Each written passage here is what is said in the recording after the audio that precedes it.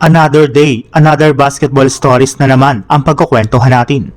At ngayon nga ay pag-uusapan natin ang balitang pagkatalo ng Golden State Warriors ngayong araw laban sa Detroit Pistons at ang sinabi ni Coach JJ Redick sa panalo ngayon ng Los Angeles Lakers. Kahit man nga po sinubukan ng Warriors na magkaroon ng one last push sa huling mga segundo ng fourth quarter matapos silang matambakan buong game, ay hindi pa rin nga po talaga naging sapat ang ipinakitang effort ng kanilang mga player nang matalo sila dito sa score na 131-124.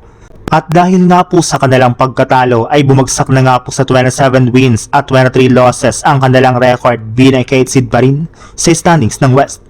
At ang masakit pa dyan ay nagtamo pa nga po dito si Stephen Curry ng injury sa kanyang tuhod na siyang dahilan bakit maaga siyang nawala sa kanilang game sa third quarter.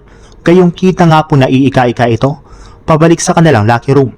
Sumakit nga daw po talaga ang tuhod nito kaya hindi na nga po siya binabalik pa sa kanilang naging laban. Pero ayon na rin naman nga po sa naging pahayag ni Stephen Curry sa kanyang interview, hindi rin naman nga daw po malala ang kanyang injury at inaasahan nga po na makakapaglaro pa rin siya sa mga susunod nilang laban sa mga darating na araw ngayong regular season.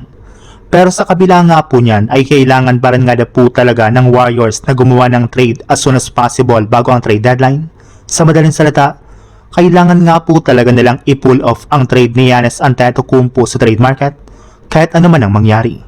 Sa ibang balita naman, dahil nga po sa panalo ngayong araw ng Los Angeles Lakers ay umangat na nga po sa 29 wins at 18 losses ang kanilang kasalukuyang record sa standings ng Western Conference kung saan nakabalik na nga po sila dito bilang ika-5th seed.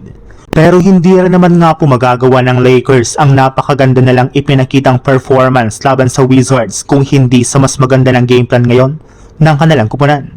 Hindi nga po kagaya ng mga nagdaan nilang laban, ay inamin na nga po ni Coach JJ Redick na mas maayos na nga po ang ikot ng bola sa kanilang mga ginagawang plays. Kaya dahil nga po dyan ay nakakagawa na nga po sila ng mga easy points at hindi na nga po sila nahihirapan ngayon na makagalaw dito.